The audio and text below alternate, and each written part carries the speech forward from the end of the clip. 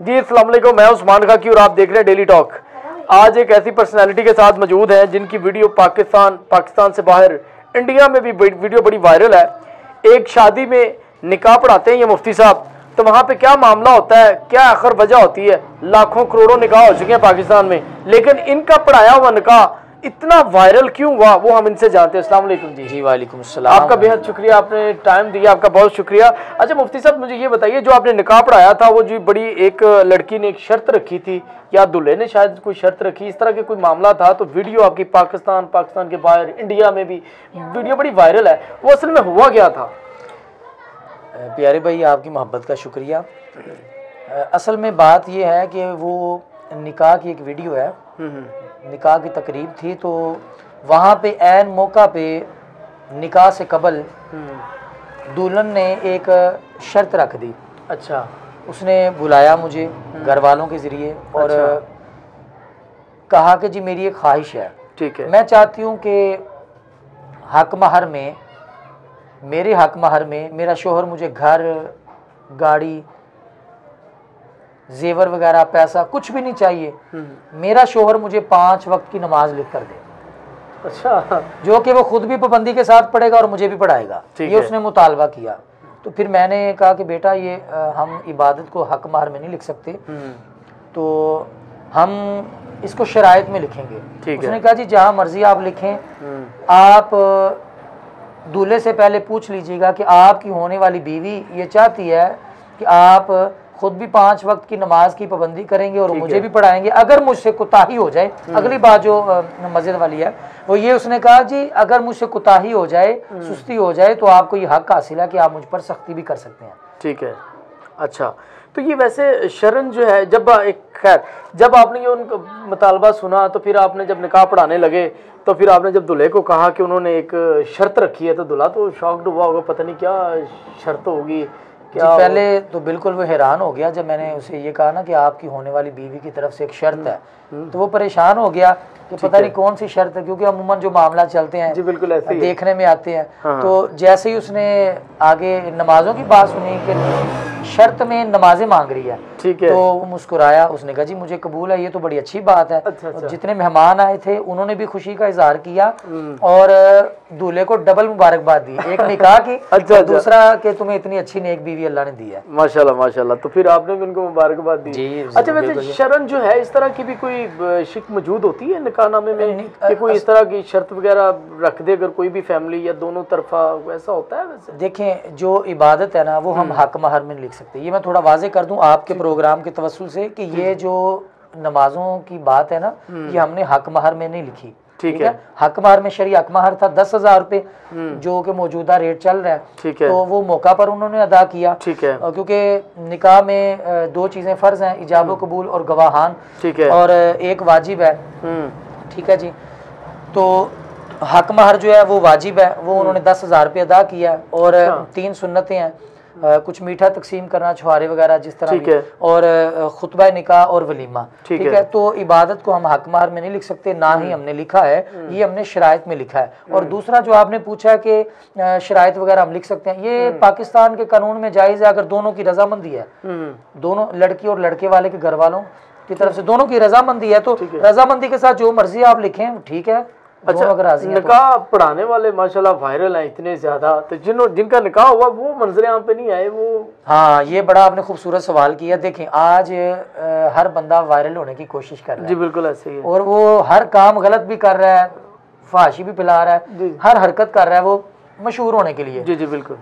तो यहाँ पे देखें कि वो एक बेटी है जिसको अल्लाह पाक ने इज्जत दी, मेहमान ने वीडियो बनाई, वो वायरल हो गई, फैमिली मेम्बर्स के पास थी बस, तो आधे घंटे के अंदर अंदर ये पूरी दुनिया में लाखों में व्यूज़ इसके। जी बिल्कुल। तो अब मीडिया वालों ने उनसे रब्ता किया है कि जी हम आपका इंटरव्यू करना चाहते हैं, तो उस बेटी ने बड़ा अच्छा मैसेज दिया। उसने कहा जी मैं मीडिया पे नहीं आना चाहती, मैं कैमरे के सामने, मैंने मशहूर होने के लिए बात ही नहीं की। अगर मशहूर होने के लिए की होती तो मैं इंटरव्यू देती, और अगर पैसा कमाना मकसद होता तो मैं अपने अकाउंट से बना के भी अपलोड कर सकती, क्योंकि बात नहीं है, ये वायरल हो जानी थी। तो उसने कहा जी हमारा मकसद कोई नहीं, चले मशहूर हो गया, अच्छा मैसेज है, चला गया, तो आप मेरे लिए दुआ करें कि अल्लाह मुझे इस्तिकामत दे, अल्लाह पाक हमें नमाजें पढ़ने की तौफीक दे।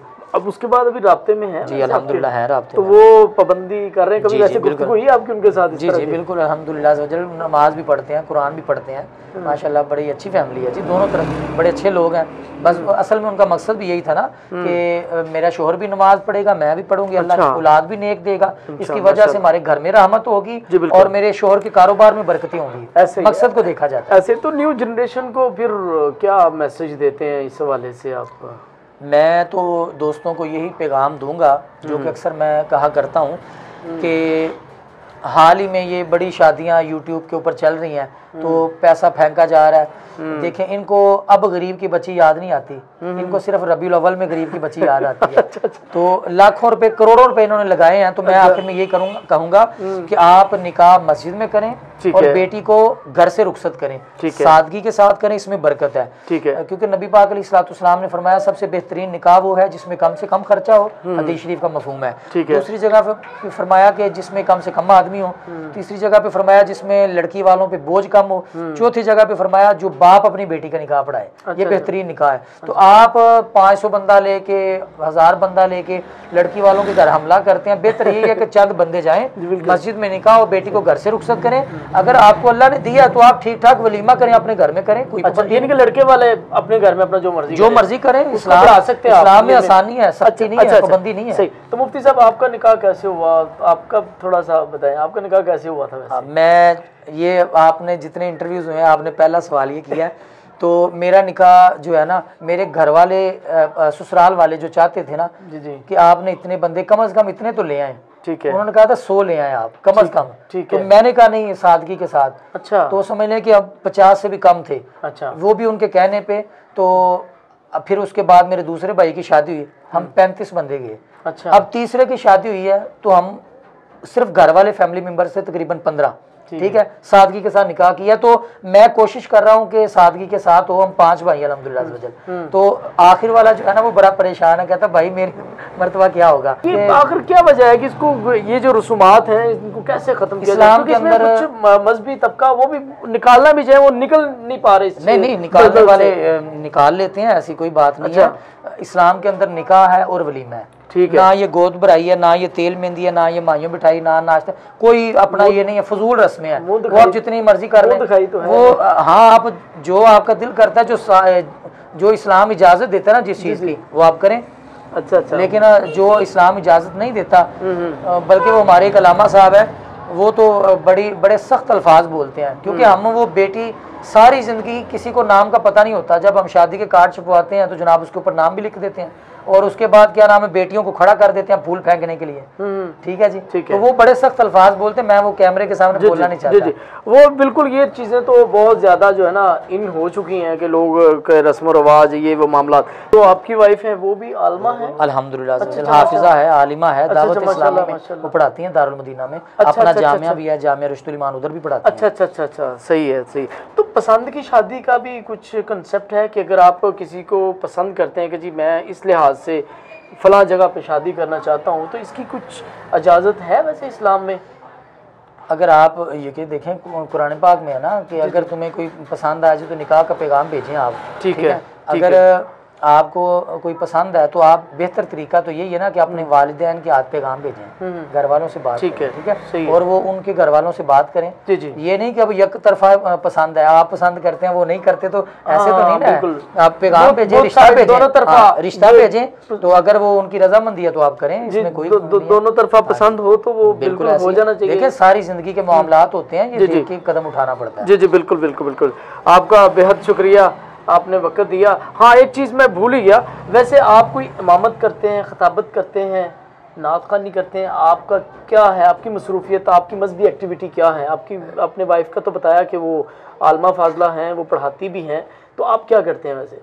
वो इसलिए मैंने बताया कि आपने पूछा, जी, वो पूछना जरूरी मैंने समझा कि हमें पता चले कि जो है इनकी केमिस्ट्री मिलती जुलती है, सेम फील्ड के लोग हैं, बिल्कुल, इसलिए वो मैंने पूछा। ऐसे तो वो अपना बताएं, आप क्या करते हैं, मसलन भी आपकी क्या मसरूफियत होती है? हिफ्ज़ किया था दावत इस्लामी से। ठीक है, तो दरस निज़ामी की मैंने जामिया निज़ामिया रिज़विया से।